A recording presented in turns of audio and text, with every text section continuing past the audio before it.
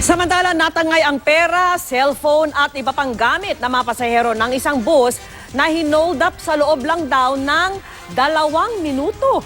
Nakatutok si Chino Gaston, exclusive.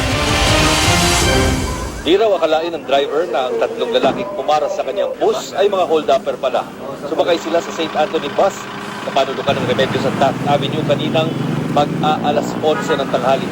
Unang tinangay ng mga debaril na salarin ang 5,000 pisong collection na hawak ng konduktor. Tinutukan muna ako ng 38 caliber. Hold up to. Yung koleksyon ng konduktor ko, kinuha. Siguro mga almost 5,000 yun. Kabibili lang ni Elzel Bacale ang matagal ng pinag-iipunang amplifier na kakabili lang sa Karyedo. Mabuti na lang raw at alisto siya. Yan lang po talaga yung hinihiling ko sa asawa ko, magkaroon ng ampli. Hindi nga po ako bumili ng pampasko. Madalian yung pang-hold up nila. Naisiksik ko po sa ilalim. Pero hindi kasing swerte ang ibang pasahero na natangayan ng mga bag, pera at cellphone. Pilit ko pong tinatago yung bag ko na may kasamang cellphone kasi puro pagawa lang yun, hindi yun sa akin. Wala na ako talagang magawa. Kinuha niya na yung sumigaw yung naman nasa harapan ng yung sa may pinto na sige, ihagis mo na yung granada.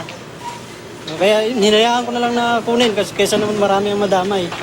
Ayon sa pulisya, ito na ang pangalawang beses na nagkaroon ng ganitong estilo ng nakawan sa lungsod. Itong isa, siya yung tututok ng baril dito sa driver and conductor. Yung isa naman siya yung mangunguha ng mga valuable items sa mga victim. Then immediately, mabilisan lang it took them mga 1 minute to 2 minutes, then baba din.